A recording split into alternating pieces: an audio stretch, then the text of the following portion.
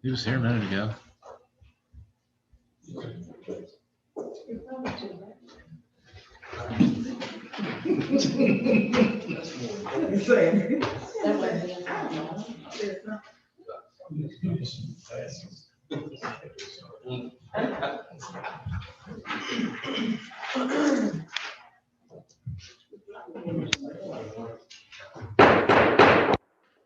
All right, the time is now 5:30. I will call this first meeting of March for Lawrence County Council to order. We will start with an invocation by Mr. Young, followed by the pledge of allegiance. All those who are able, please rise. Let's pray. Lord God in heaven, we're grateful for this day. We ask that you watch over us, and we ask that you be with us. Oh God, we ask that you give us the wisdom that we need in our personal lives, in our professional lives, in the lives of these men and women on this council. Make this county a better place to live. Lord God, we ask that you watch over us. We ask that you be with us. We ask, Lord, that you give us the courage to glorify your kingdom in all things that we do. We ask these things with the power and blood of Christ Jesus. Amen. Pledge allegiance to the flag of the United States of America and to the republic for which it stands, one nation, under God, indivisible, with liberty and justice for all.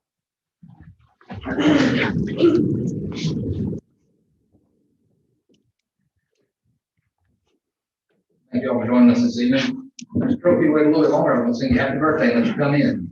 I believe tomorrow is Mr. Trill's birthday, and we want to wish you a happy birthday. All right. Without further ado, we will begin with the approval of the agenda. To my knowledge, there's only one addition, and that is number 11, executive session. We add C for a legal briefing from HR.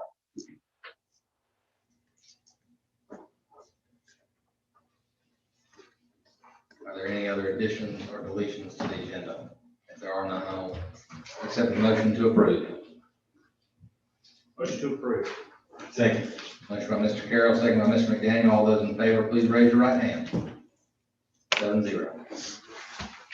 All right, next we'll go into the approval of the minutes from the February 23rd meeting. Do I have a motion for approval of the minutes? Mr. Chairman, I move to approve the minutes of our February 23rd meeting. Second. Approved. I have an approval of motion by Ms. Anderson, second by Mr. Carroll. All those in favor, please raise your right hand. 7-0. All right, next we'll move right into reports to county council. I'll call on the county administrator to give us a fiscal year 2021-2022 county budget. Thank you, Mr. Chairman. It's that time of year again. Y'all have your books, and we need to start the process of working on the FY22 budget. It seems like we have a lot of time, but we don't, especially with the compensation study that we have upcoming. We're hoping to get those results in April, maybe later part of April. And there's going to be a lot of work involved with this compensation study. This compensation study is going to be a huge impact to our organization.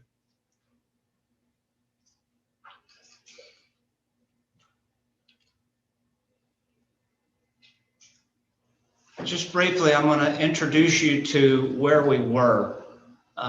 When I first got here, we put together a 3-year financial restructuring plan that began in FY18. When I first got here, one of the things that was very confusing with our finances is we had everything kind of mixed in one bucket. And at the time, we had a lot of leaky buckets, meaning we were spending more money than we were bringing in. So one of the first things that was part of this financial plan was to figure out which buckets are leaking, which buckets are not leaking, and then separate those out so that we could start working on those. This just gives you an example of one of the budgets. This may actually be the general fund. Yeah, I think this was the general fund. The general fund was running significant deficits year after year, I think 7 years prior to 2016. 2018 was the restructure. 2017 was the first full year that I was here. So we've got good financial figures for those 2 years. And this is just one example of one of the leaky buckets. This is the Victims Assistance Fund. Originally it was under y'all's management, but we transferred that to the sheriff's office a year or two ago. This was could be considered a state function mandated by the state. It had been running significant deficits. It is no longer running deficits.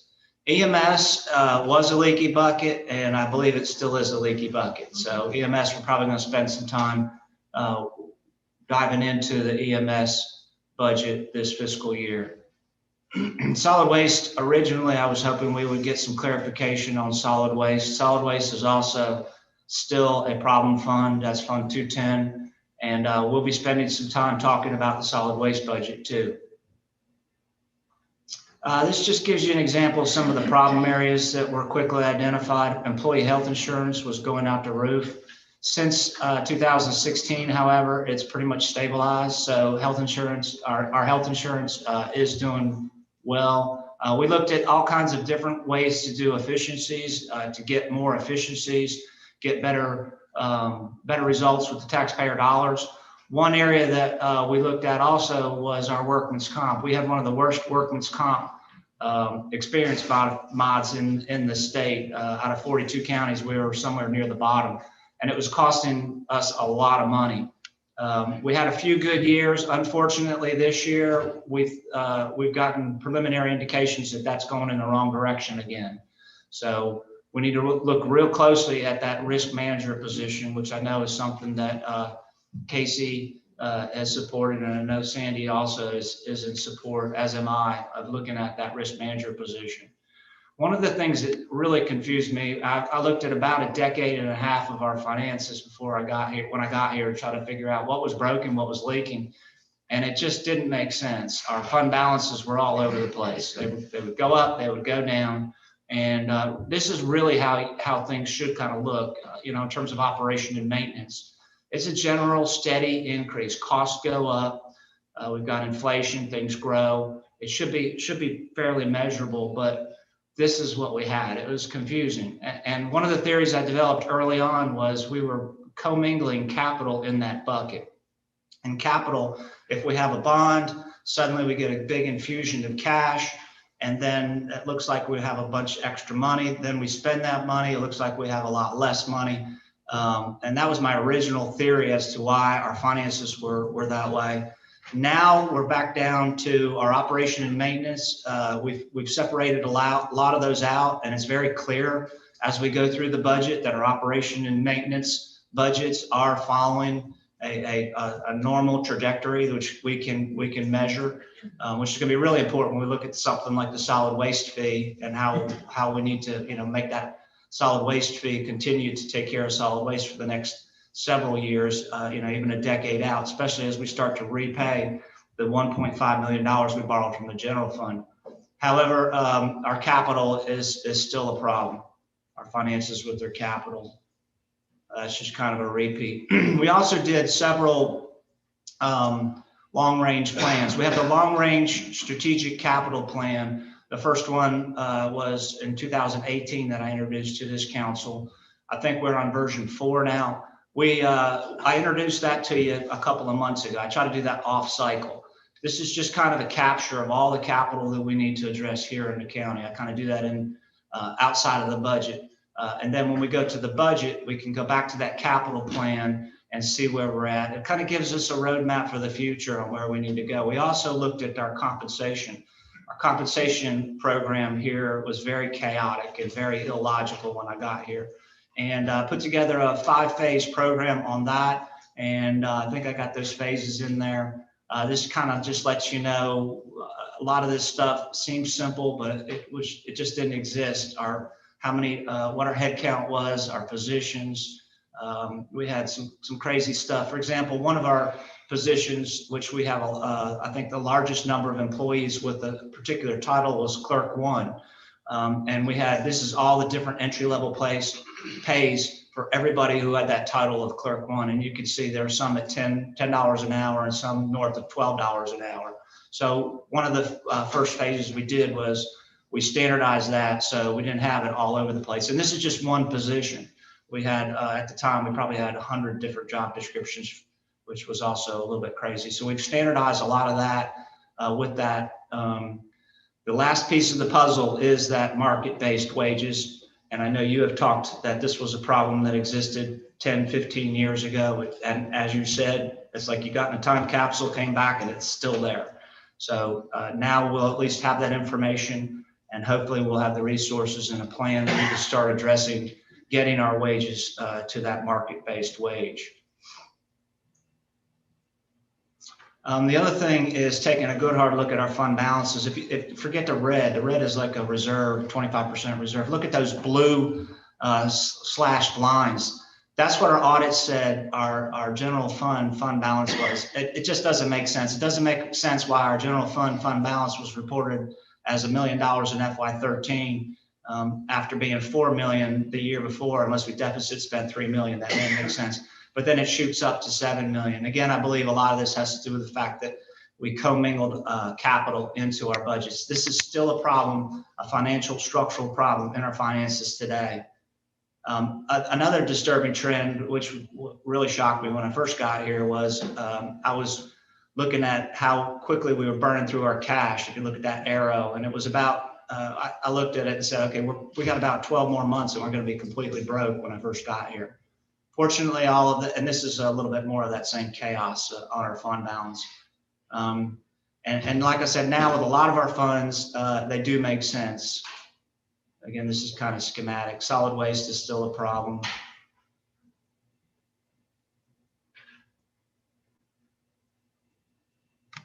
So with some of our funds, especially with an enterprise fund like the Solid Waste Enterprise Fund, we can now make decisions. If we look at just 1 year like we normally do, what do we need to do in the next 12 months? We may have to double our solid waste fee.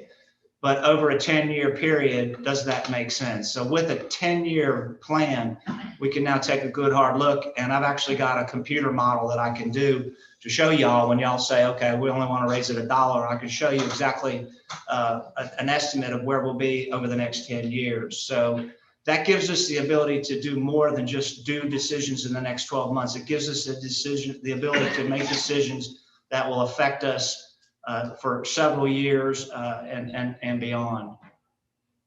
That's kind of where we were now. Capital and our debt, this is still a problem. Our fund balances don't make sense. The numbers that I'm getting from our finance, I'm really not certain about our fund balances on some of that. And I'm also not certain about our 210 fund. This is this fund is in a very big transition.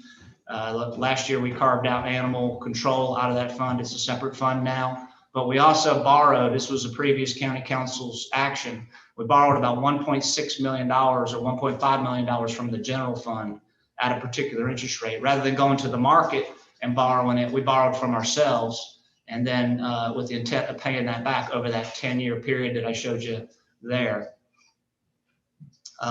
However, that fund, the numbers that I'm getting from finance still don't make sense to me. Fire, just so you know, fire has a bond. That bond, the work has now just been completed this year. I think we'll be able to close that bond out this year. But that bond is $275,000 per year. It will be paid off in FY25.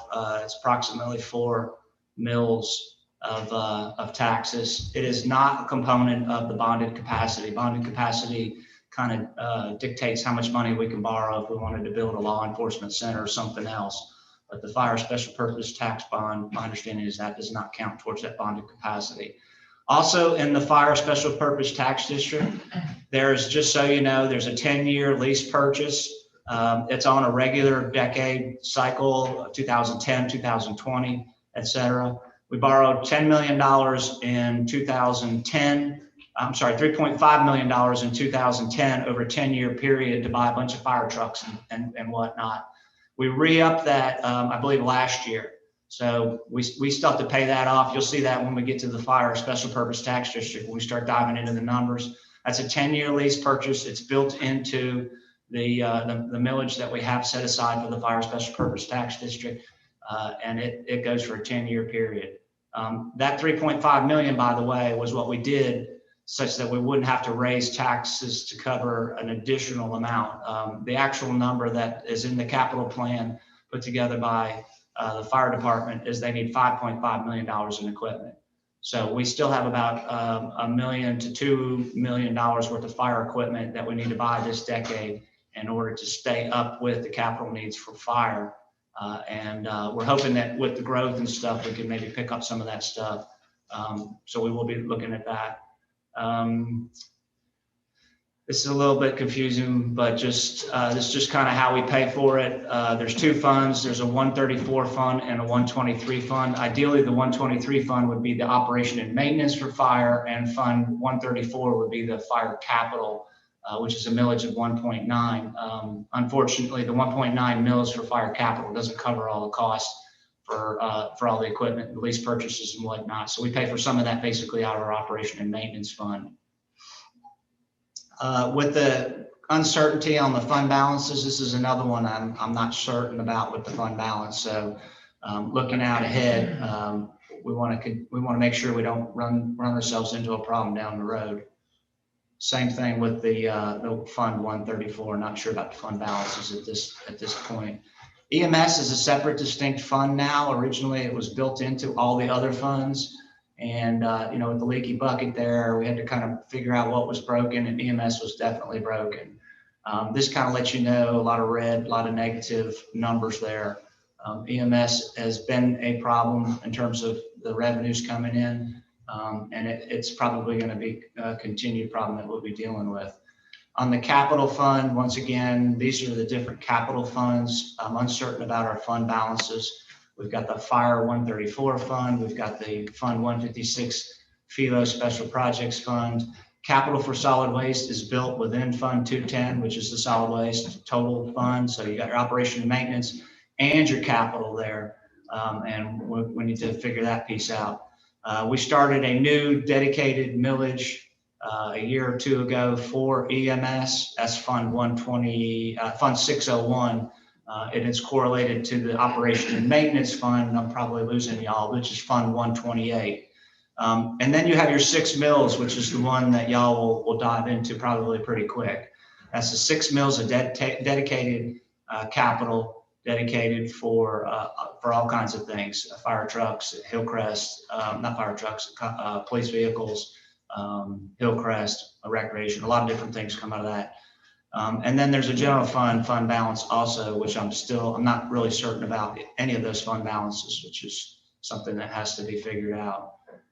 Geo debt, we do have some geo debt out there. We did do a refinance to get significant savings, and then we did add to it.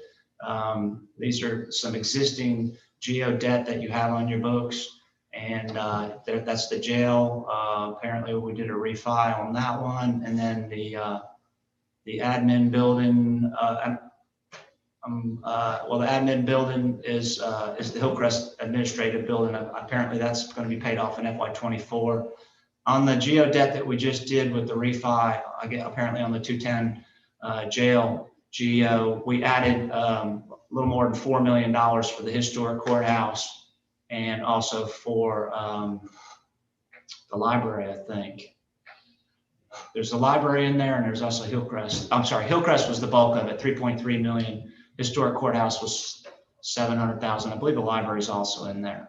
So that's just a little bit of your capital and your geo debt.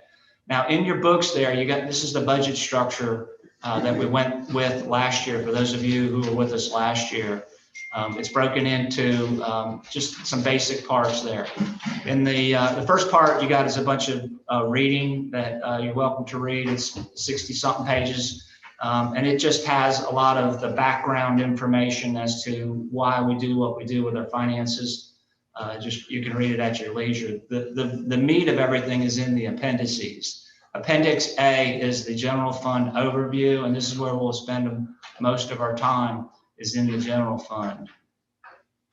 Appendix B is what I'm calling the consent budgets. Now, these budgets, there's a lot of numbers in Appendix B, consent budgets. These budgets do not have significant increases over the current fiscal year. So if there's $1 in there this year, current fiscal year, there's maybe $1 or $2 next year with inflation. There's not significant increases. There's no new requests for new spending in those budgets that are there. Those do not require any impact to our revenues in terms of the budgets themselves.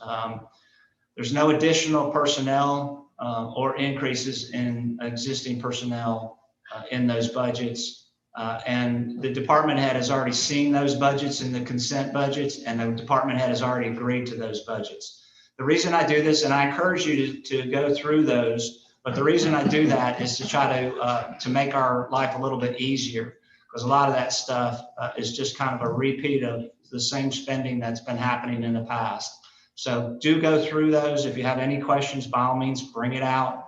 But by having the ability to approve the consent budget, we can knock out about 80% of the volume of the work or so, and then really concentrate on the really difficult stuff. In the Appendix B, the wages do increase, a cost of living increase for all the eligible personnel. Then there's also mandatory increases still in our retirement contributions. We've got 1 or 2 more years of this. This has been about an 8-year journey with the state, steadily increasing our contribution to the employees' retirement, and that's been going up. Workman's comp and health insurance are only estimated at this time. We have not gotten our information back, firm information back from the Association of Counties on either our workman's comp or our health insurance. So we just put some estimates in there. Again, the goal for this is to kind of take a good hard look at that real quick. If we can get consensus of council that everything looks good in the consent budget. And of course, if you have any problems with any of that, please let's discuss it. But if you can get that approved, we can knock out a large volume of the work, and then we can focus our energy on the other items. Appendix C is non-consent. This does not have any personnel requests in that, but these items in departments in Appendix C have requested significant increases in spending over last year. So y'all gonna have to take a good hard look at those. And you'll see why when I give you the actual numbers, overview of the actual numbers in a minute. So Appendix C, we're going to spend some time in, and I'm sure you'll work with the departments that are doing those requests on going through that. Appendix D is the Fire Special Purpose Tax District. I would like to ask County Council that we take a good look at the Fire Special Purpose Tax District sooner than later. In particular, we have 1 fire contract left, and that's with the city of Clinton. And with our cycle last year, we were not able to give Clinton a final answer on what council had approved for their contract until July, summertime. As a result of that, you might have read about some of this in the press that the city of Clinton got their information and got their approvals and everything way late in the game. So if at the very least, we can take a look at that fire budget overall in Appendix D, and then take a good hard look at the request from the city of Clinton and maybe get that approved. We can give them some preliminary stuff so we can work with our partners in the city of Clinton and get that information back to them. Appendix E is personnel requests. These are any new positions that are in the budget. These are also increases in positions. Now, in your package, you'll see there's a little pocket there with some papers. That is also Appendix E, but that's executive session kind of stuff that's dealing with particular individuals where a department has said, I want Sally to get more money. That's the particular individual's information there and that request. And then in Appendix E, you'll also see some non-executive session stuff that's be public. This will all be posted to the website, not the executive session stuff. But this is more generic request where a department has requested maybe some new positions or something along those lines. So personnel is always something that we dive into. And of course, with personnel, with this compensation study, we're really going to be spending a lot of time trying to plow through what we can do and how we can do any increases, if any, on the compensation study. Then Appendix F, you've got your capital budgets. So we'll also, I'm sure council will want to spend some time with the various requests in the capital budgets in Appendix F. I think lastly is just a 30,000 foot view of the dollars. Like I said earlier, one of the first things we looked at was how can we save money? And these are just some of the things that we looked at. We are constantly looking at ways that we can continue to cut down on the cost of things. If we can save money, then we can continue to, or we can increase spending by the savings that we do. So we can continue operations by looking at efficiencies. And these are just some of the earlier ones that we looked at. This is something that is always going on. We're always looking at ways that we can save money. Talk a little bit about health insurance. Talked about workman's comp. We did see some really good numbers on workman's comp, significant reductions in the cost of workman's comp. But that one there, we want to take a good hard look at because it's going in the wrong direction. So that risk management position is the position that should more than pay for itself through the savings that we'll see. Just through some of the efficiencies, for example, cost reductions, $2.4 million as a quantified example from FY18. That's the equivalent of 14 mills. And that means we didn't have to raise 14 mills of taxes in order to free up $2.4 million in spending. That's the equivalent of a 7% tax cut. So those are something. This is a revisit of that risk manager position. You can see there that we saved almost $100,000 in 2018 by our reduction in our workman's comp. And then almost $100,000 again in 2019. And we started going in the wrong direction, 42,000, 2021, just an estimate. And the number that we're getting preliminary for 2022 is that it's going to cost us more money. So instead of saving money, we're going in the wrong direction.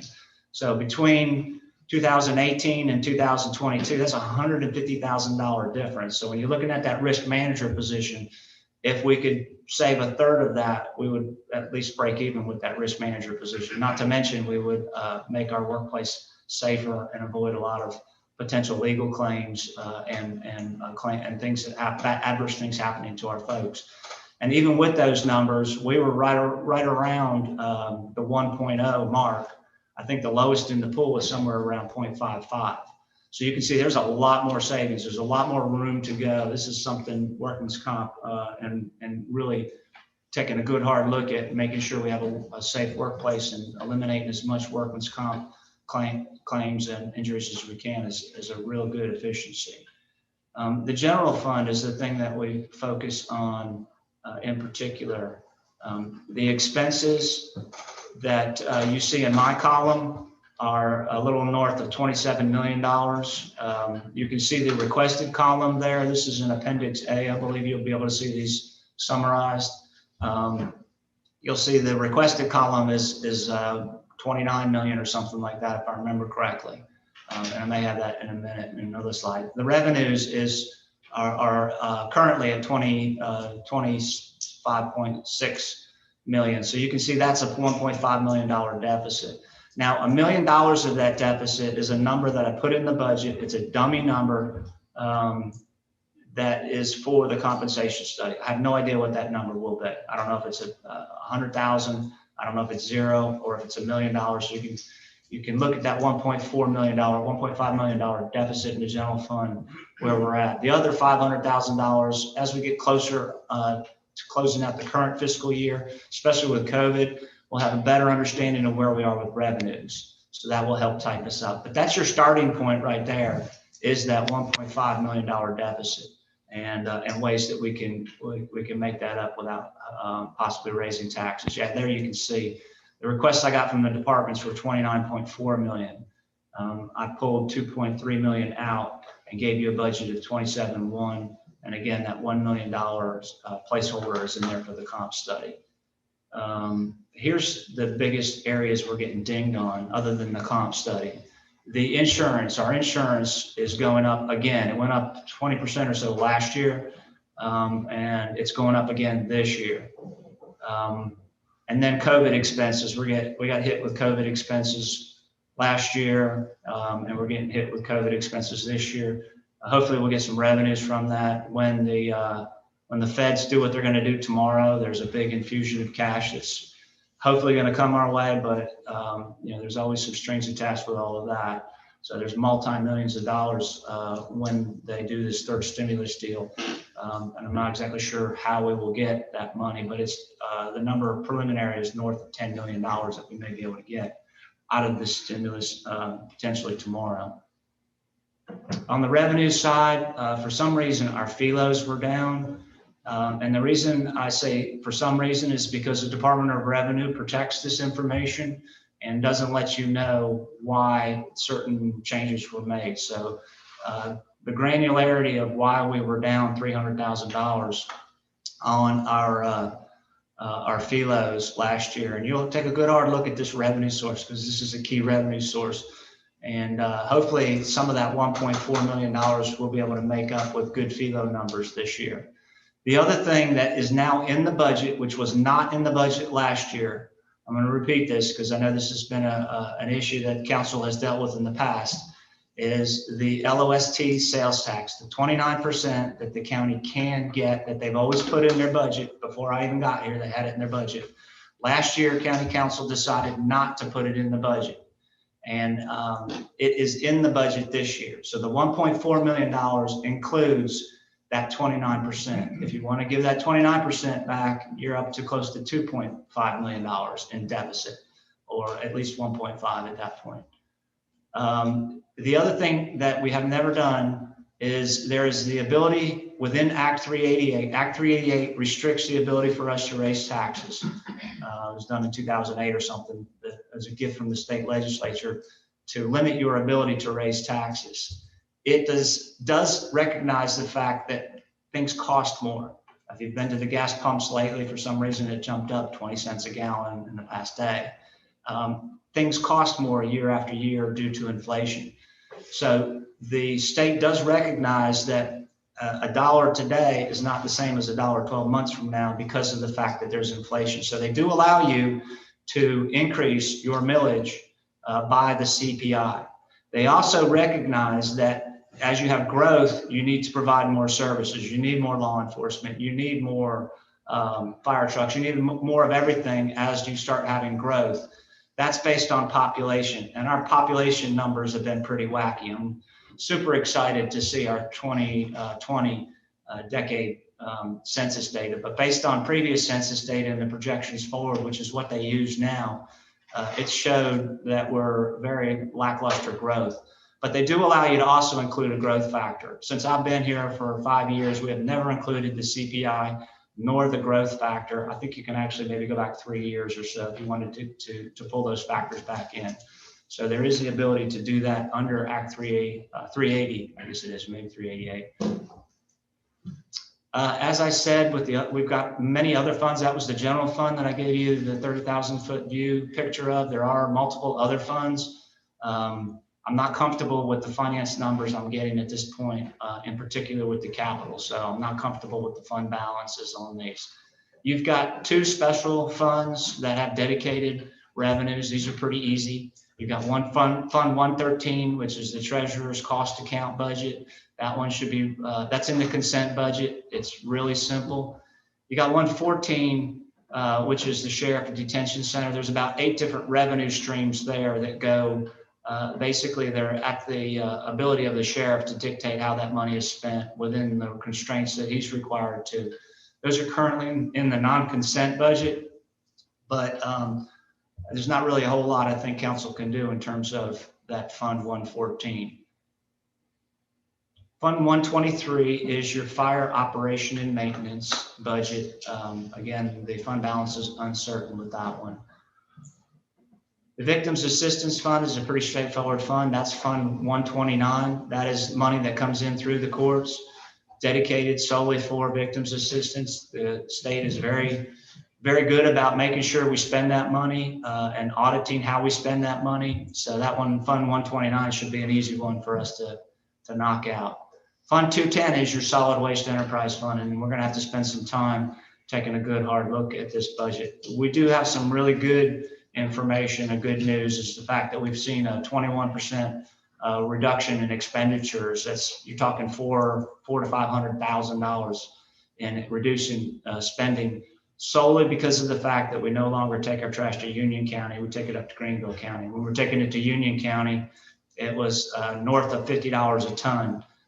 We're paying $17 a ton to our friends in Greenville County, and that's resulted in us being able to cut spending by $400,000 to $500,000, which has been a huge impact, very positive impact for us. You've also got your capital funds, which I've talked a little bit about, and I know y'all want to dive into those. You've got a Fund 342, which is your higher education fund. Basically, it's $1 million of taxes. The only contentious issue with Fund 342 is how you break up the mills. It's always been 90-10, I believe. Portion of it goes to USC, portion of it goes to Piedmont Tech. And that's the only, unless you want to raise the taxes on higher ed, the only decision we really need to do on Fund 342 is keep the status quo, or if you decide you want to make a difference there in terms of the distribution of that $1 million, or of course, if you decide you want to increase that $1 million to something higher than $1 million. There's no increases in, no fee increases recommended in the O&M general fund. However, we do have that deficit to take a good hard look at. And again, that LOST, $900,000, is back in the budget this year. If you don't want to do the $900,000 LST, you're going to have to cut another $900,000 in spending, or come up with another $900,000 in revenue, plus the additional $1.4 million that we're already looking at and having to try to squeeze out of this. I don't know about solid waste, and I don't know about animal control because the numbers are inconclusive. Here is the schedule. It looks like we've got a lot of time. The first reading of the budget ordinance is coming up really quick. According to the original schedule, we're looking at April 13th for the first reading of the budget ordinance. We don't have to have everything knocked down by then. We just have that first reading of the budget. We're planning on, and I haven't seen the schedule from the consultant yet, having the comp study results back in April. Once we get those comp study results, it's really going to bog y'all down, I think, in trying to figure out what you can do and what makes sense and all out of that comp study. And that's I believe it's going to be several hundreds of thousands of dollars, if not approaching seven figures, that we're kind of being faced with, which is why probably we haven't dealt with it in decades in the past. It's easier just to stick our head in the sand and say we can't afford it. But That's what we did. That's what you have to do sometimes, unfortunately. The second reading of the ordinance on May 11th, the third public hearing, and third and final on June 8th. So again, it sounds like we have a lot of time, but we're already here in March. And believe it or not, I think it was a year ago to the date that we had our first COVID case in South Carolina. So time flies. And I do want to encourage council to get started on the budget soon. This is a rehash of what you are permitted under Act 388. The CPI, that 1.23%, that is the inflation factor for the 12 months of 2020. So in 2020, all the stuff went up by 1.23%. So in Act 388, you are allowed to increase based on the CPI. We don't have our population figures yet from the state. Indications are they're going to be a little bit later this year, but they'll add another population figure in there. Let's just say it's another %. So you could theoretically raise your millage by 2.23% if it's 1% for population under Act 388. None of that increased tax revenue is included in the first draft.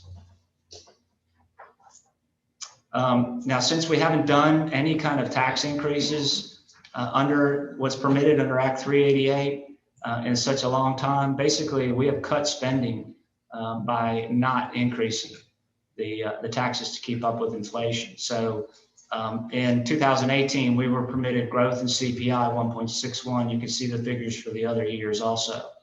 So put all that together, that's about 10% cumulative that we didn't capture. Meanwhile, costs are going up and the people that we're serving are increasing, which is what makes that formula that allows you to do those increases. That's equivalent of about a 10%. And I know these numbers are a little bit off, but I'm just trying to keep it simple. That's an equivalent of being 10% more efficient with the tax dollars, which is a good thing.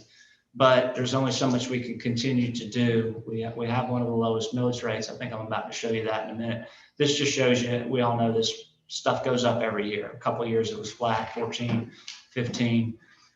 But every year stuff gets more and more expensive with inflation. And here you can see we're doing really good in terms of property tax. This is just data from last year. And we're one of the lowest taxes in the region, which is something to applaud. But on the flip side, when you start hearing from these departments that are needing or wanting or both more stuff and more resources and stuff, keep in mind that, you can only squeeze that dollar so much. And I believe that's it. Any questions from y'all? Did any council members have any questions for Mr. Kane?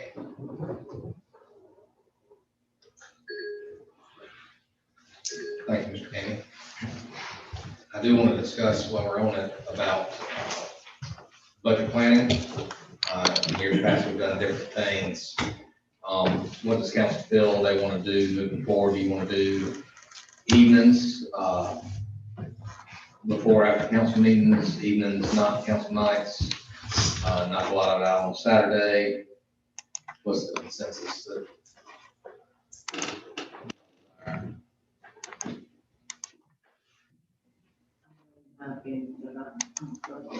All right, I hear you. Thank you. We appreciate that. I like the idea of doing a all-day Saturday, at least 1 or 2, and then possibly the first Tuesdays, and move this there. Okay. Yeah, I'm good with a all-day Saturday.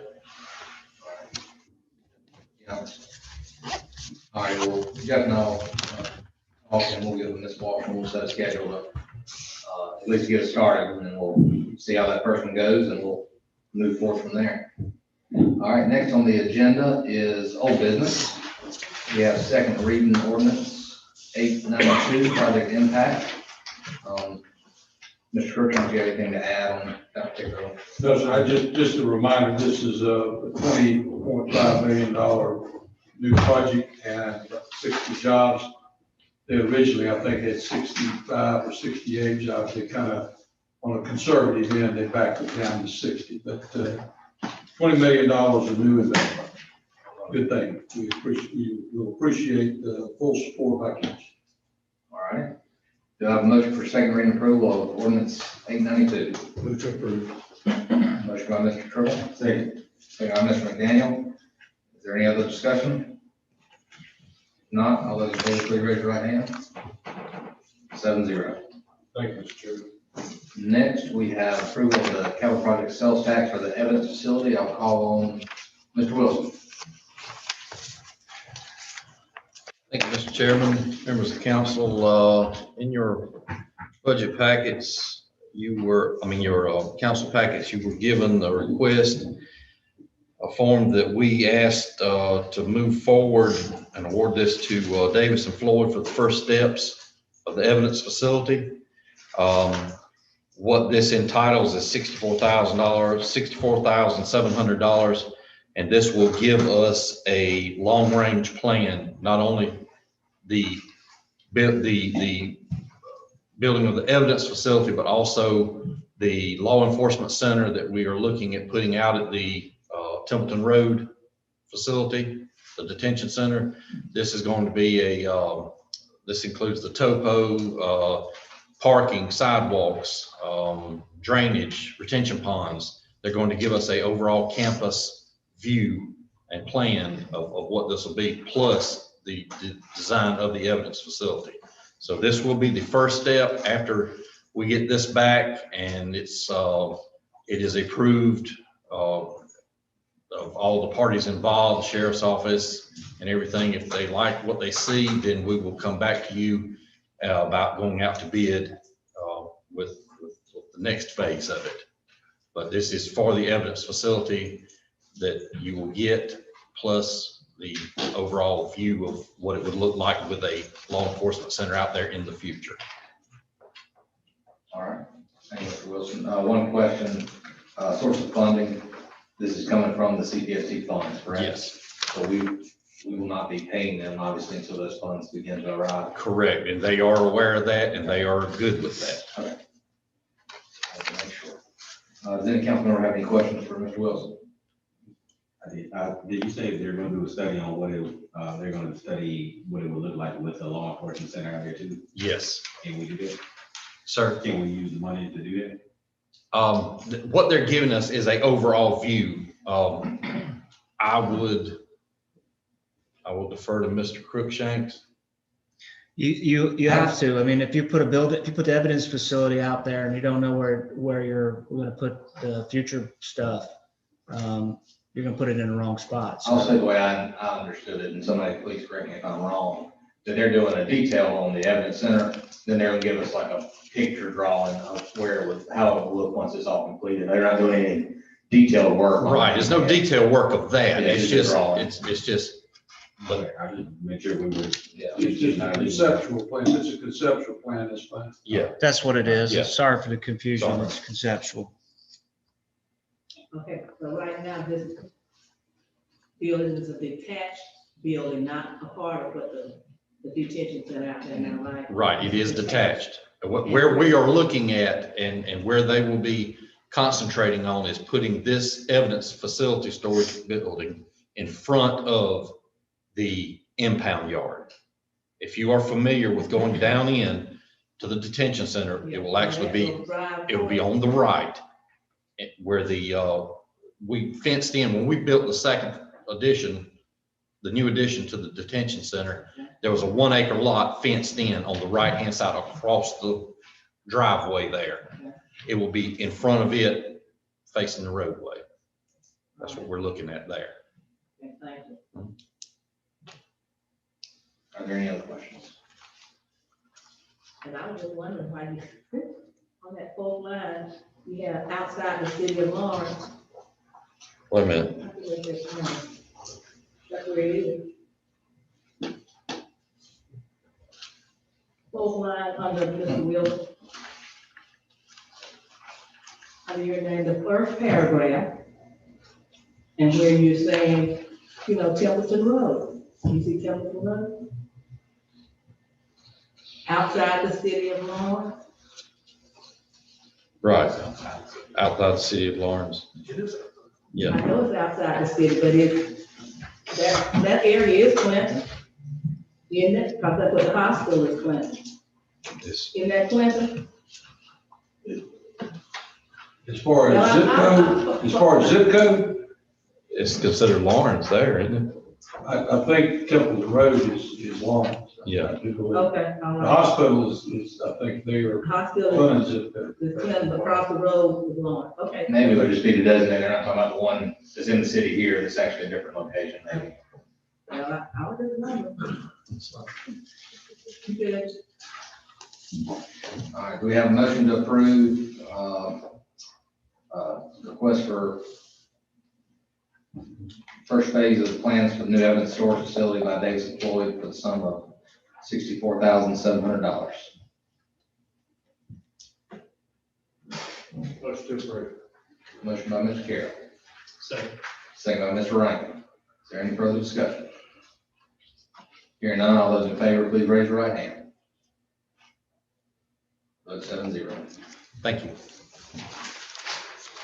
All right, next, under old business, is any approval of appointments for county boards, commissions, committees? I know we have a few. One I have in writing is from Ms. Anderson. A few weeks ago, you'll remember we approved the CPSC Veterans Monument Committee, and Ms. Anderson had an addition, and this is it. We will accept this recommendation and take a vote on it. Does everybody have that in front of them? I want to make sure they see it. Mr. Matthew Young from Apple Orchard Road in Clinton, South Carolina. All right, we have the recommendation from Ms. Anderson. All those in favor, please raise your right hand. 0. Awesome. And I believe, Ms. Anderson, you got another one. is for Gateway, Gateway.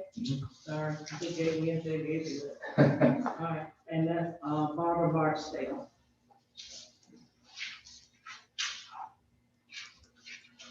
He All, was on Livingston Street, I forgot that number, in Clinton. And I have his phone number, that's on here. if you'll just get with Ms.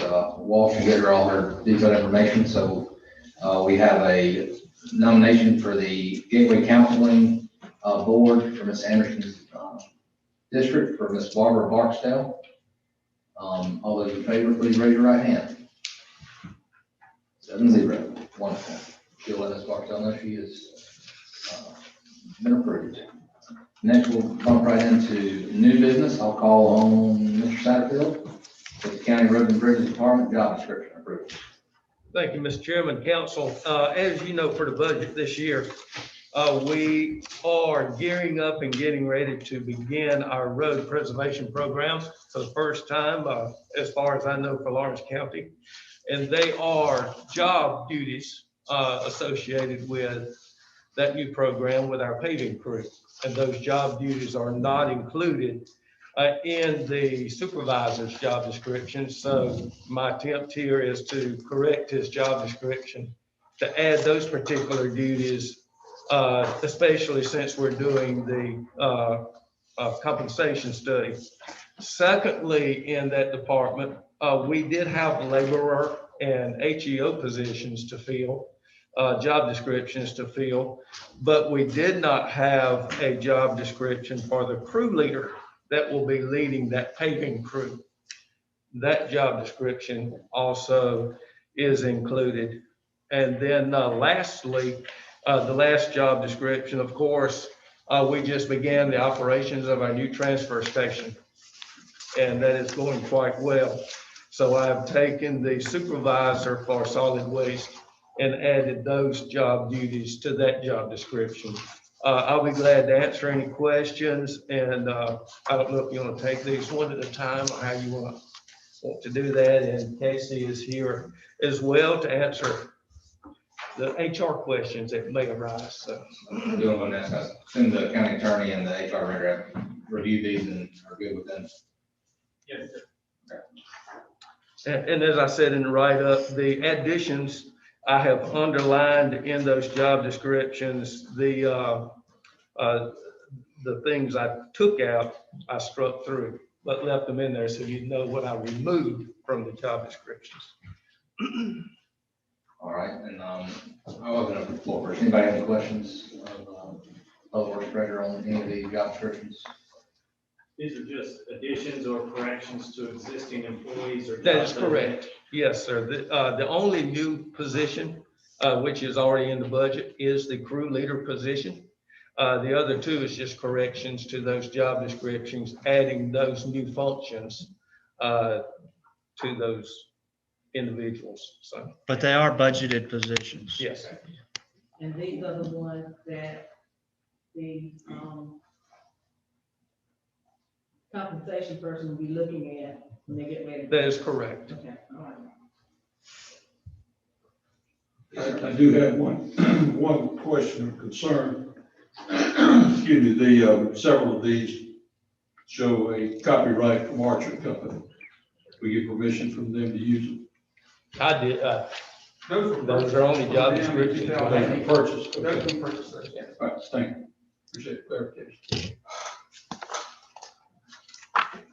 All righty. If there are no other questions, I'll be happy to entertain a motion for either one at a time or all together.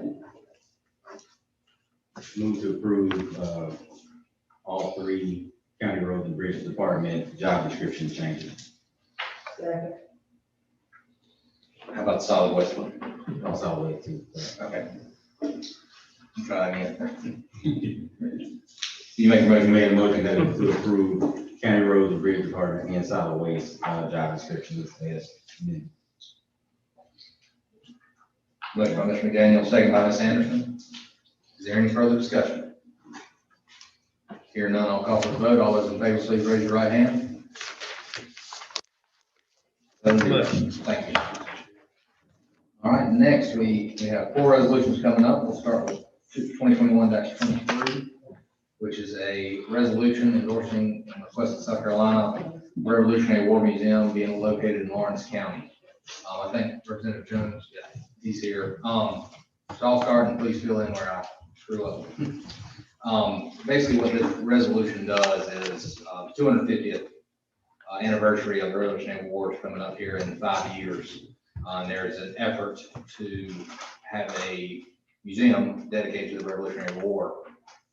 One thing that Columbia is wanting to do is they're offering to do a study, economic study, an impact study for anybody who's willing to look at hosting this museum. And so all this really does is say that we as Lawrence County would love to host this museum and kind of give them a go-ahead to do that impact study to see if it would be feasible to locate it here.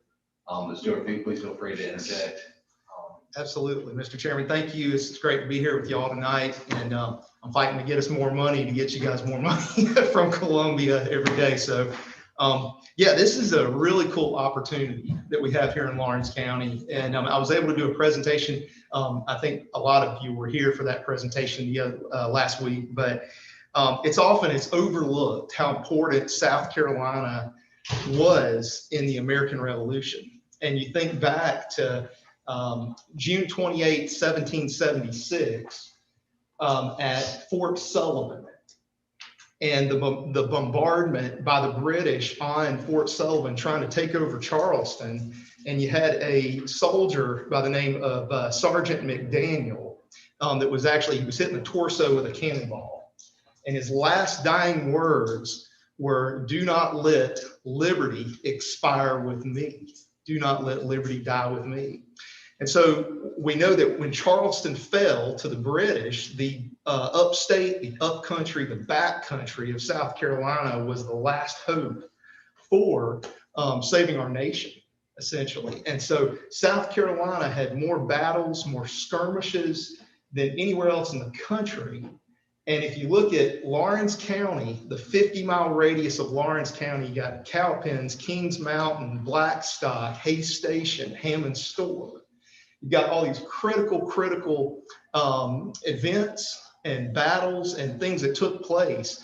And really, we couldn't have won Cowpens without Hammond Store, what happened there. And so it's just kind of a domino effect. What I'm saying though, is that if you look at it, Lawrence County is so important to the American Revolution, the founding of our country.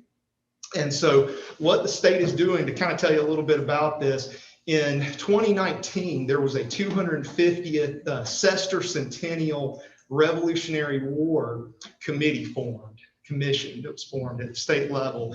And they worked on getting some funding from the state. I believe it was like $1.5 million that was requested. When COVID hit, that of course couldn't be met. And so we're back at the drawing board again this year, trying to secure some of that funding that commission is. And so what we're looking to do, honestly, it's a competition across our state. Camden, we're competing with Camden. They've got a really good website up. They are opening their facility, I think this summer, they're actually opening their facility in Camden. And Cherokee County is doing a lot. Lawrence County, though, location-wise and just the significance of what happened around our community in our county here is just so critical. So what we're doing, I think this is a great resolution, and it's a partnership, that has to be between our municipalities, our county, and the state. One thing I want to say up front, there isn't any reoccurring funding that's been mentioned at this point.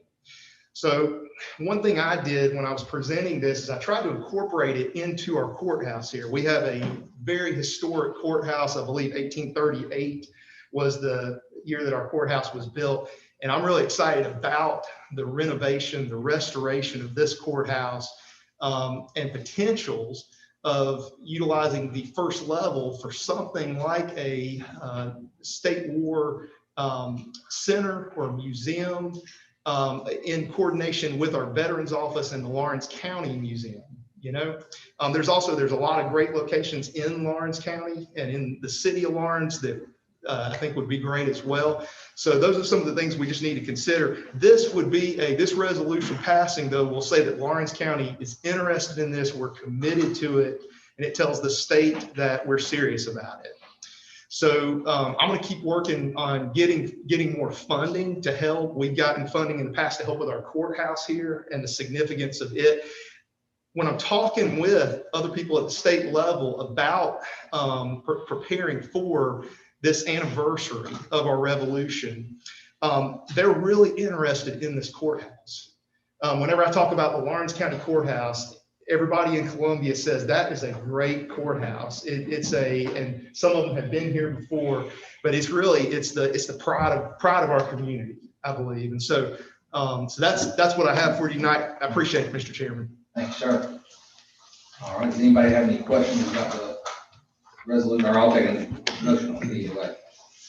I have a question. Is this particular resolution going to be passed on to the other elected bodies within the county, like the city of Lawrence? So I know that the city of Lawrence is looking at doing this next week at their meeting, and the city of Clinton has the same one. I have not discussed with them their plans to do any resolutions or anything, but I do know Lawrence is planning one next week. And what about section 5 down there? That last sentence.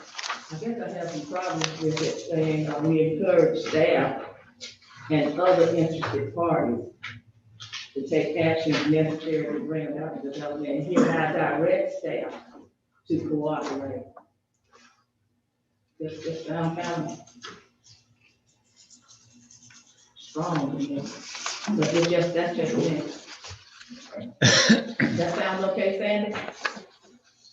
It is a directive from this council to staff, yes.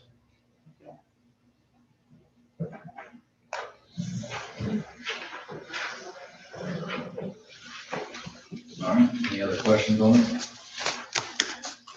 Motion to approve, Mr. Chairman. Motion from Mr. Carroll, Sir. second from Mr. Yonts. Is there any further discussion? Hearing none, I'll call for the vote. All those in favor of resolution 2021-23C, please raise your right hand. 7-0. Thank you. We look forward to hearing back from the state on the feasibility of that project, Mr. Jones. All right, next we have a resolution 2021-24C on the trail right of ways, and actually, we will, and I'm gonna turn this over to Mr. Tribble and let you say a few words on it. I know you've been adamant about this project. Thank you, Mr. Chairman. What we have here is a resolution asking the county council to endorse a concept. And what the purpose of it is for representatives of the county to be able to go to the railroad and say, everybody in the county would really like to see this happen, and here's the resolutions that say that. So we're asking the city of Clinton to do that. We asked them at their last meeting, and they'll be deciding on that very soon. And the city of Lawrence is the same, and so it comes before us tonight. Basically, the most direct route to be able to create a pedestrian bicycling path between Clinton and Lawrence is on the railroad, and that what the plan now is, or the thought is not to replace the railroad, that's a heavy lift and we don't think we can pull that off, but rather to share the right of way. And so we want to begin discussions with them about that, but we would like to do that with the best wishes, goodwill, and past resolutions of all of the governing bodies of Lawrence County, and so that's why it comes before us tonight. There are no drawings that have little people with bikes on it. There are no crayon drawings of the pathway itself. You know, that all of those things would take place in negotiations should they be fruitful. And they might join in with the path that's going to be out there already that was approved by the penny sales tax. So there are a lot of moving parts to it.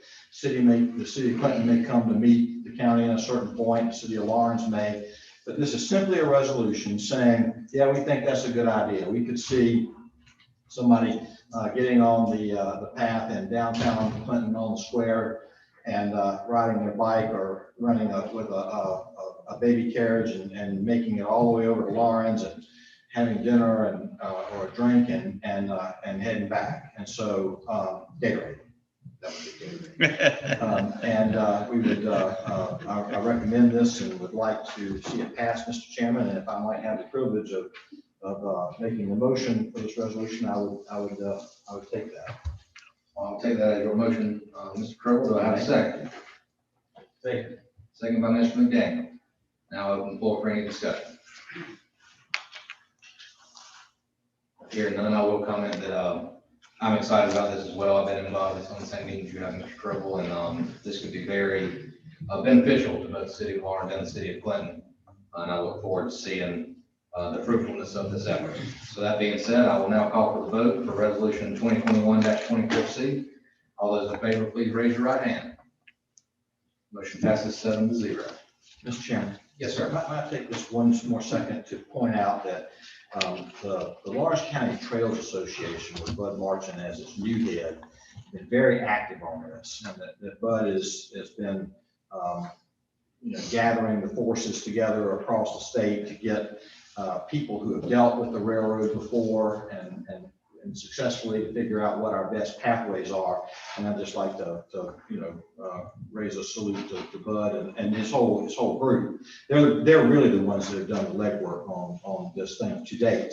And I suspect that they'll be active and important in it going forward. Thank you, Mr. Chairman, for that opportunity. They have, as well as our own Andy Howard and his team. Andy texted me earlier. He wasn't able to be here this evening with us due to previous engagement. But they have worked really hard on the trails that we already are working on in the county. And I'm excited for those to be open to the public because it's amazing what they're able to do for pennies on the dollar. They've done a great job and they'll be very instrumental in this project should it come to full fruition. All righty. Next, we'll go to our next resolution, which is 2021-25, which is on fair housing. I'm going to read this one. It's short enough to read. Whereas Lawrence County Council desires that all citizens be afforded the opportunity to attain a decent, safe, and sound living environment. And whereas Lawrence County Council rejects discrimination on the basis of race, color, religion, sex, or national origin, disability, and/or familial status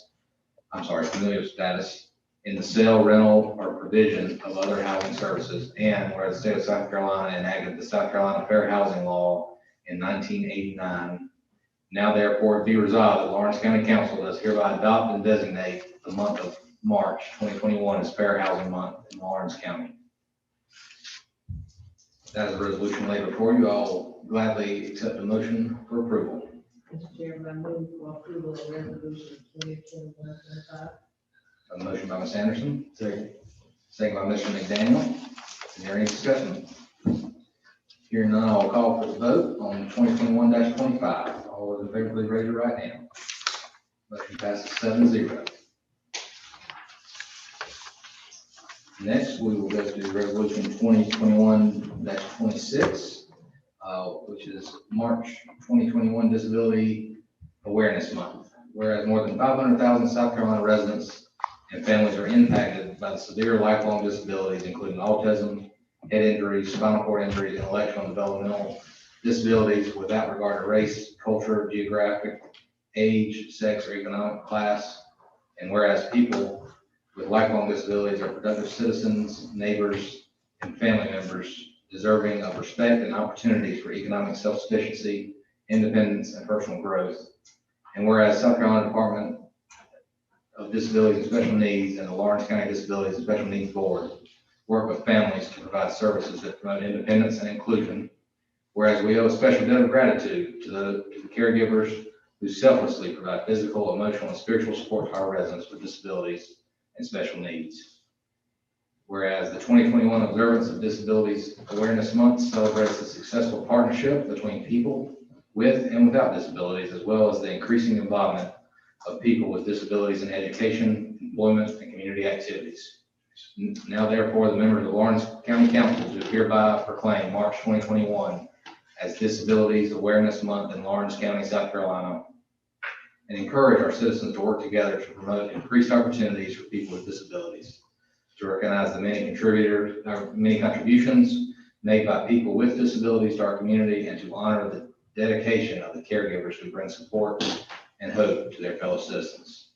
And I noticed while I was reading that, the CEO of our local disability and special needs board walked up, and I will open the floor to you for a few comments. Well, thank you, Mr. Chairman, council members, Mr. Kamey. I'm Jason Tavener, the executive director of the Lawrence County Disability Special Needs Board. I'll say thank you for reading it. That was one of my plans tonight, so you did a great job there. Also like to recognize, I have with me some of my board members. We have our board chair. I'll start with, all the board chairs, Joyce Rambo, Peter Littlefield, and Janice Tribble with us from West Shoals. Just as a reminder, you as council members nominate our board, and then they're approved by our governor. But thank you for the nomination of a board. They do a great job. Another person you mentioned, like Bud March, is also on our board, and he is a great member and helps us in that regard too. So today I want to speak on behalf of our over 500 people that we support in the county, their families, caregivers, over 200 staff that we employ to declare March as Disability Awareness Month. Again, we support people with intellectual disabilities, head injuries, spinal cord injuries, and autism. I was going to read the announcement, but you did a great job there. And I think I was going to read it because it does a good job of explaining all the contributions that are from folks with disabilities. So I'll move on to some local things that I wanted you to know. There's just 3 quick things. One, and I mention this one because you as a county help us with this. We, this year, January 2021, as of January 2021, we are employing, so people that we support now have jobs because our efforts were up to 44. That number in January 20 was 21 people. So we've more than doubled that. And you help in that regard through your help with transportation. It's a major barrier in our community, and we provide that service for the folks that we support. So your help there is helping people get jobs. So thank you for that. Also, this morning, we went to ZF Transmissions. We recognized them as the 8th recipient of our Bond Sinclair Advocacy Award. Normally, many of you have been to this, and hopefully next year we'll be back to this. We would invite you to a breakfast, so we feed you. So I owe you a breakfast. I'll go that way. And we would declare this recipient at that meeting. Of course, we did not have that this year, and we'll hope to get back to that next year. But ZF has been a great partner this year. And I would be remiss if I didn't thank our administrator, Mr. Kamey. I give him a lot of the credit. In July, he pointed us in the direction toward their HR folks. We made a connection. And since that time to today, they are now employing 15 people.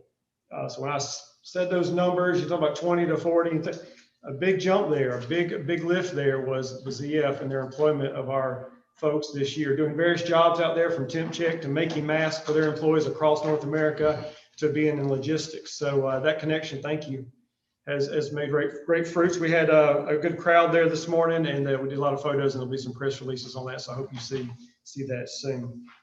And lastly, for me, I just wanted something that happened at the state level, but was locally advocated for, and it was among other providers in our state. People with disabilities, I say this today, I'm nice for the crowd and for our press as well, but people with disabilities are now included. They were not, but they are now included in the 1B vaccine group. So regardless of age or position, everyone with an intellectual developmental disability is now eligible for the vaccine. That will, of course, help us with folks that we support in our homes, that we support in our day programs, and of course, the people that we support that live at home with their mom and dad. So thank you for this opportunity to speak on behalf of this proclamation. Again, appreciate the support of the county. Thank you. Well, thank you, and thank you for your organization. I believe that one of the gentlemen in your organization actually works at the Sheriff's Department. That's correct. So we're grateful for his service and what he brings to us. So thank you for all you do and all that your team does, and we hope y'all keep it up. Appreciate it. Thank you. I just like to ask, how's everything going? How's everything going as far as? Yeah, I think like most of our nation, our state, and our community, we had our challenges, and I guess it would have been more June, and then I guess with the resurgence, we have lost people that we support. We've had a good number that recovered. One of the reasons I was excited about the vaccine is nationwide, statistically, people with disabilities, intellectual disabilities, have a higher mortality rate than the general population. So that was one of the big wins for us to get people vaccinated. But in general, things have settled, and we've been able to manage. So thank you for asking. They should work during the Rambo uniform. Thanks so much. Do I have a motion on the floor proclaiming March 2021 as Disabilities Awareness Month? Motion to approve, Mr. Chairman. Motion by Mr. Rankin, Second. second by Ms. Anderson. All those in favor, please raise your right hand. Motion passes 7-0. Thank you all. Thank you all for going this tonight. Next, we will move into public comments. We have a sign up, Mr. Simmons from Fleming Mill Road, if you'd like to step forward.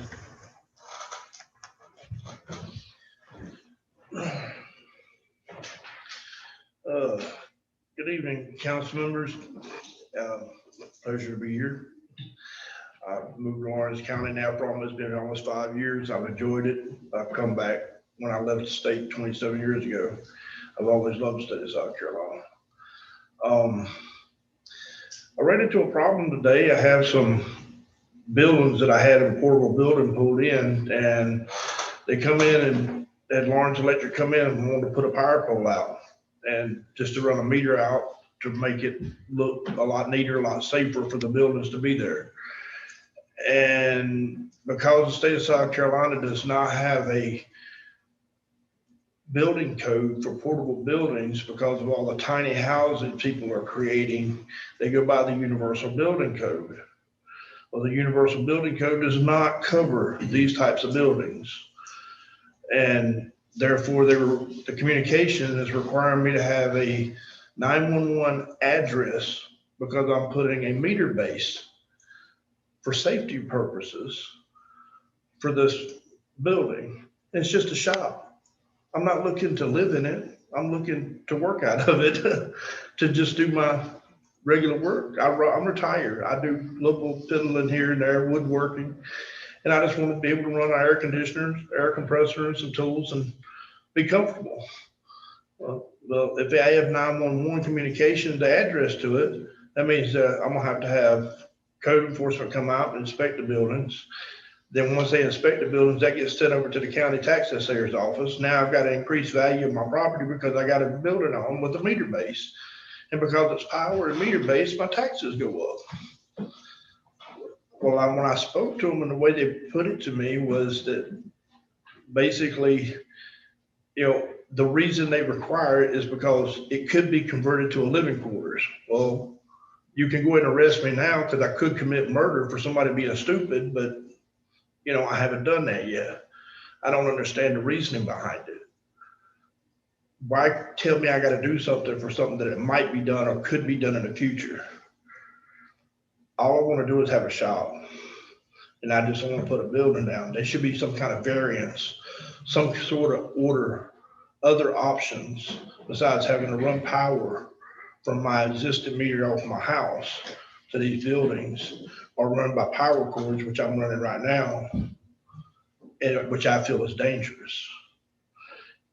I just want to be safe. And I'm asking the council if they can look into this, because I was told it was under the Department of Communications, and Department of Building Codes got together and they created this 6 years ago with no other variance as far as any other buildings, just for the sake of people using these buildings to live in. And I can't accept that.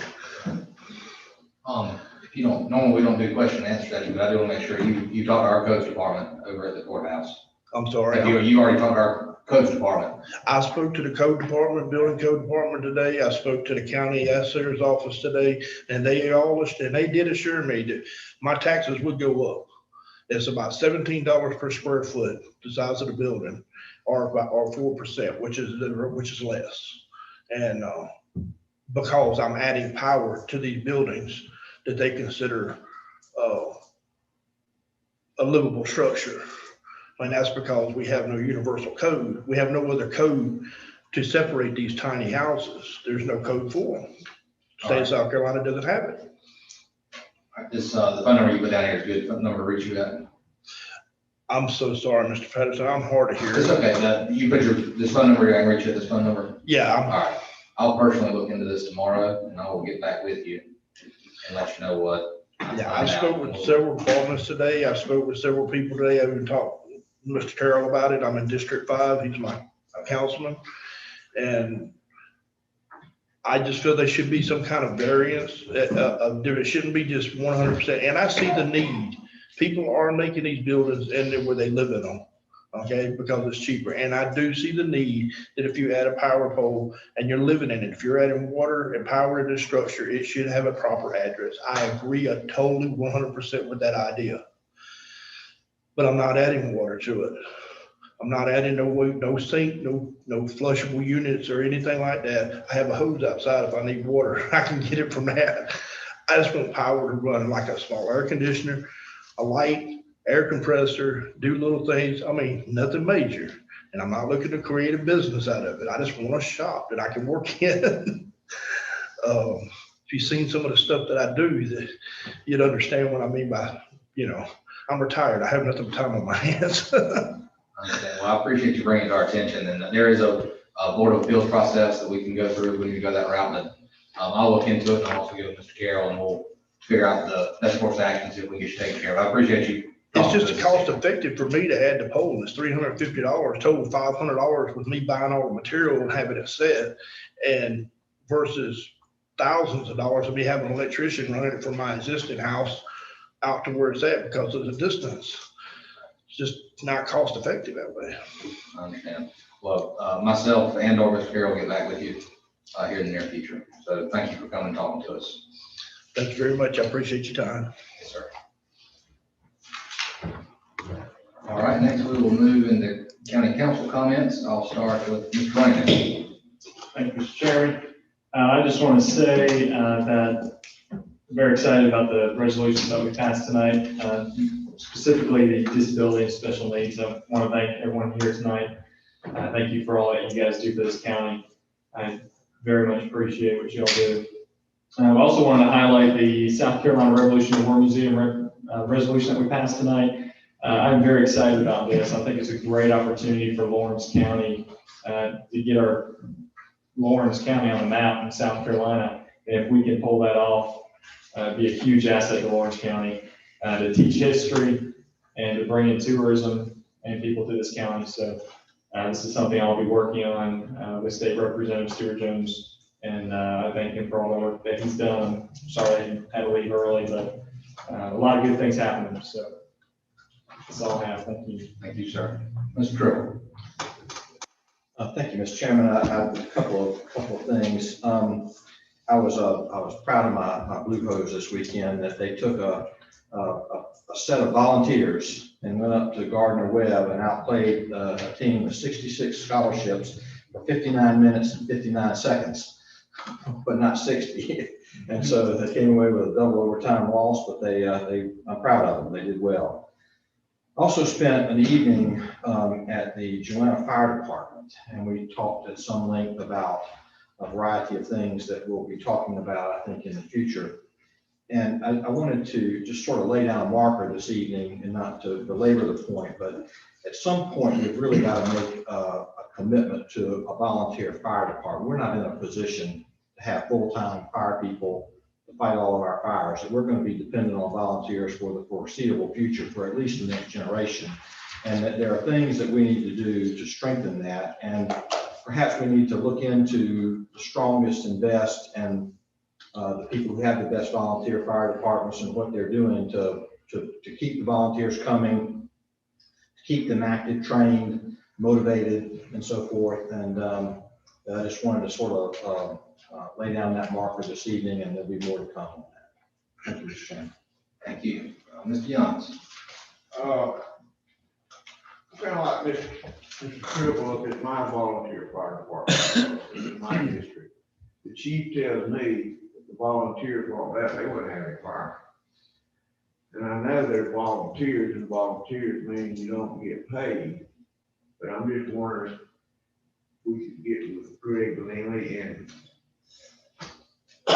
save it some way. Maybe not with a paycheck, but the people would know they appreciate it. They get up at 3 o'clock in the morning, they'll fight fire, and they'll hardly get so much as a pat on the back. And it's like, out of my way, the chief told me, volunteers quit, because there's nobody spare full time anyway. Volunteers quit, we don't have any fire.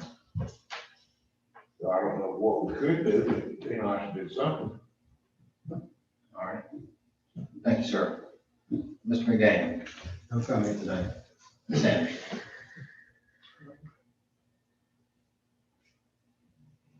I just want to tell you, the Historical Courthouse Committee has been working very hard, trying to come up with uses for this building.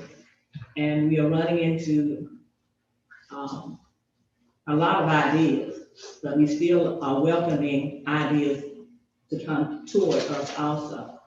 But I need for council to give me some input as to some of their vision for the building, so we can make sure that we are all on the same page, so we can make sure that we are making compensation for what the county use of the building is now, and can we do something with the individuals that are presently in the building? And so I need to have some of that kind of input from you, so I can make sure that I'm voicing the opinion of the councils who we are talking, and making sure that we are all on the same sheet of music, and making sure that we are working together so we can improve the building and do what the building can really function for. We're making some progress. We've been talking with the architecture. We got some ideas, and any ideas that anybody here who's present tonight, we welcome your ideas. We going to meet tomorrow at 11 here in this building, and I can't tell you the next future meeting, but I think maybe Dale, you can tell us the next. Can you tell us the next one after The tomorrow? next meeting is tomorrow. I don't have the next. I don't either. I'm sorry, but if you come tomorrow, if you call me, I'll tell you exactly when our next meeting, if you can't make it tomorrow. I know tomorrow is just something that, you're just hearing about. I'm sorry about that, but we are meeting on tomorrow at 11 here in the building. And anybody you know of who like to have some input into this historical site, we welcome your opinion, your ideas. Thank you, Mr. Carroll. Yes, sir, Mr. Chairman. Over the weekend, our EMS had to participate in the burial of one of its own. We lost an employee last week, EMS, Isaiah Cattenman, who's a part-time employee, also in paramedic school, with some of our EMS workers that are in paramedic school. They've had a hard time. It's been a hard time all the way around. I want to remember the family of Isaiah Cattenman and our EMS team as they deal with that. Thank you for mentioning that, Mr. Carroll. Couple things. The building use, I encourage all council members to email Ms. Anderson and or Mr. Rankin. They both serve on that committee, and we greatly appreciate y'all's willingness to do that. Give them your ideas like Ms. Anderson asked for, so that they can send those back to the committee. Hearing from Mr. Tribble, Mr. Johnson, I've also personally heard from Mr. Rankin about the issues and the concerns around the volunteer fire departments. We might, the emergency service committee is willing, we might set up a committee meeting so that some of those concerns can be expressed through y'all to that committee. We'll be doing that here in the near future, so y'all can address those problems if need be. I also commented too, I was at that game, Mr. Tribble, on Saturday, and they played a heck of a ball game. I was proud of them, because it could have been a lot worse than what it was, and they almost had it, but didn't quite make it to the end. That being said, I want to thank all of our employees and staff as usual.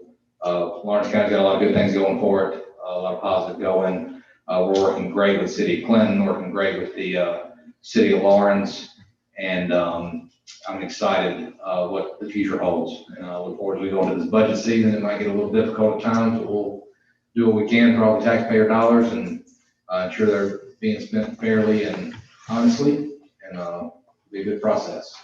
So with that being said, Mr. Chairman, if I may, we've been working with the fire department for some time now, and we're getting really close to being able to present something to county council. So it should be just a matter of a few weeks. We'll be presenting to county council. That's kind of an overview of everything that's going on in the county. And that's probably a good time for us to start that conversation on ways that we can. We'll probably start that in the committee then. Whenever you let me know when you're ready, and I'll set the committee meeting up. So thank you. I will entertain a motion to move into executive session for personnel matter relating to Lawrence County EMS, the contractual matter relating to Lawrence County EMS, and a legal briefing from the Human Resources Department. Motion to move into executive session. Motion by Mr. Rankin. Second by Mr. McDaniel. All those in favor, please raise your right hand. 7-0. Time is, it's called 7 o'clock. We'll enter executive session at 7:10.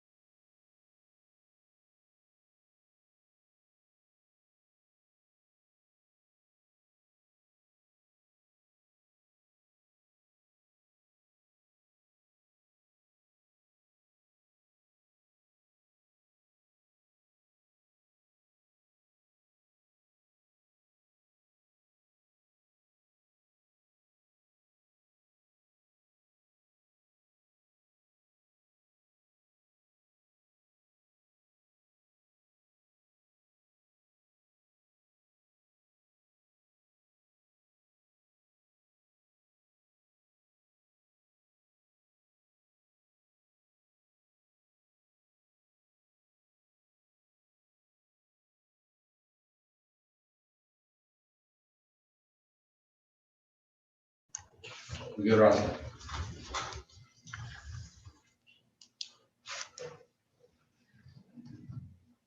Time is now 8:12, and I'll call county council back into open session. Executive session, we discussed three matters: personnel matter relating to Lawrence County EMS, contractual matter relating to Lawrence County EMS, and a legal briefing from Human Resources. Is there any action to be taken on any of these three items? I move that the personnel director, along with the county attorney, complete the personnel action for the EMS services. You have heard a motion from Ms. Anderson allowing the HR director and county attorney to complete personnel matter related to Lawrence County EMS. Is there a second? Second. Second by Mr. Rankin. All those in favor, please raise your right hand. Motion passes 7-0. Is there any other action that needs to be taken? Mr. Chairman, I move that we approve the services agreement between Lawrence County and Prisma regarding EMS service. You've heard a motion by Mr. Tribble to approve the contractual matter for EMS services between Prisma Health and Lawrence County. Do I have a second? Second from Ms. Anderson. All those in favor, please raise your right hand. 7-0. Is there any other action that needs to be taken? Mr. Chairman, I'll make a motion to allow our county attorney and HR director to investigate an employee issue. You've heard a motion from Mr. Carroll to allow our county attorney and HR director to investigate an employee issue. Is there a second? Second. Second by Mr. Garrett. Ms. McDaniel. All those in favor, please raise your right hand. 7-0. Is there any other action that needs to be taken? Hearing none, I'll accept the motion for adjournment. So moved. Motion by Mr. McDaniel, second by Mr. Tribble. All those in favor? 7-0.